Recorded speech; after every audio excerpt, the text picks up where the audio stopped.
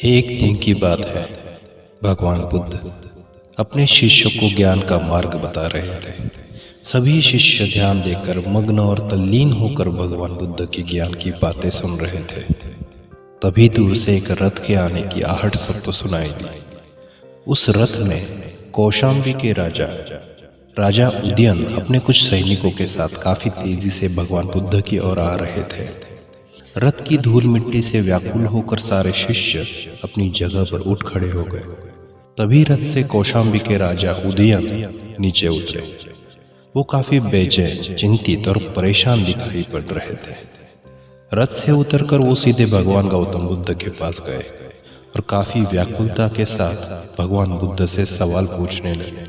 राजा उदयन के मुख से बेचैन, चिंता, व्याकुलता और अहंकार स्पष्ट रूप से भगवान गौतम बुद्ध देख पा रहे थे। फिर भी राजा उदयन की बातों को शांतिपूर्वक ध्यान से सुन रहे थे। राजा की बात खत्म होने के बाद भगवान गौतम बुद्ध ने उन्हें दो घड़े लेकर नदी के तट पर आने के लिए कहा, जिसमें से एक घड़े में घी हो और दूसरे में कंकर पत्थर, और दोनों के मुख किसी वस्त्र से ढककर बांधे गए हो। ये कहकर भगवान बुद्ध नदी के तट पर चले गए। राजा ने तुरंत सारी सामग्री लाने के आदेश अपने सैनिकों को दे दिए। सामने का सारा नजारा वहां उपस्थित सारे शिष्य जिज्ञासा भरी नजरों से देख रहे थे। लेकिन अब आगे क्या होगा ये जानने के लिए सारे लोग भगवान बुद्ध के पीछे नदी के तट पर चले गए। राजा उदयन भी नदी के तट पर पहुंचे और थोड़े चिंतित, व्याकुल होकर भगवान बुद्ध से पूछा, हे बुद्ध, मैंने तो बस आप ही के हाथों से पूजा पाठ, यज्ञ हवन करके मेरे पिताजी का कार्य हो, जो मेरे पिताजी तक पहुंचे और उन्हें मुक्ति मिले, जीवन मरण के चक्र से वो मोक्ष पाए, ये छोटी सी इच्छा व्यक्त की थी। और आप मेरे हाथों में ये घी और कंकर पत्थर के घड़े देकर क्या बताना चाहते हो? बुद्ध ने कहा, राजन, आप बिल्कुल भी चिंतित न हो, आपके प्रश्न का उत्तर अभी आपको मिल जाएगा। अब आप बस इन दोनों घड़ों को पानी में डाल दीजिए। राजा ने दोनों घड़े पानी में डाल दिए और फिर भगवान बुद्ध ने एक लकड़ी का टुकड़ा राजा के हाथों में देकर उन दोनों घड़ों को तोड़ने के लिए कहा।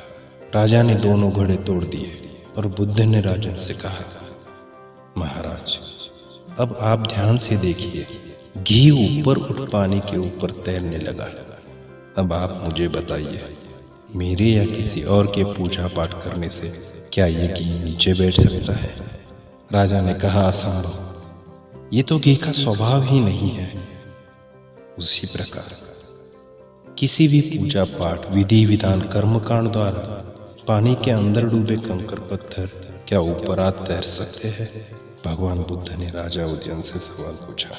राजन ने तुरंत जवाब दिया, नहीं बुद्ध, ये तो प्रकृति के नियम के विरुद्ध है, ऐसा कैसे हो सकता है? बुद्ध बोले, तो हम प्रकृति के नियम के भिन्न कैसे हो सकते हैं? हम भी तो प्रकृति का ही एक रूप है, प्रकृति का ही एक हिस्सा है। राजा उदयन ने सोच में डूबते हुए कहा, सत्य कहा आपने। बुद्ध ने कहा, एक सत्य ये भी है राजन, यदि हमारे पूर्वजों ने अपने जीवन काल में कंकर पत्थर बोए, दुष्कर्म किए, तो वो स्वाभाविक ही कंकर पत्थर की तरह नीचे बैठ जाएंगे।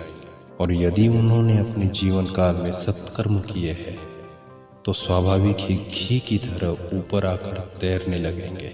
अपितु इस शरीर रूपी जीवन काल के पश्चात वाली यात्रा में भी हम जैसे कर्म करेंगे वैसा ही फल मिलेगा। अब बताइए, इस प्रकृति के नियम को क्या कोई पूजा पाठ, कर्मकांड, विधि विधान, यज्ञ हवन करके मिटा सकता है? राजा, मैं भी इसे बदल नहीं सकता, केवल अच्छे कर्म ही मनुष्य की मुक्ति का द्वार खोलेंगे।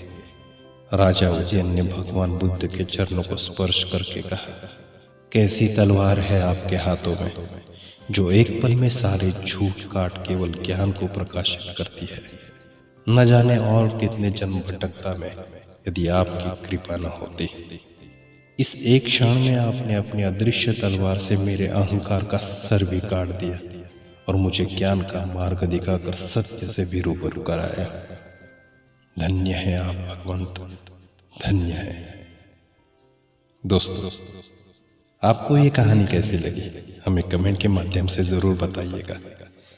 आपके कमेंट हमें प्रेरणा देते रहेंगे और ऐसे ही अन्य मोटिवेशनल वीडियो देखने के लिए हमारे चैनल को लाइक, शेयर और सब्सक्राइब करें। तो मिलते हैं अगले वीडियो में। धन्यवाद।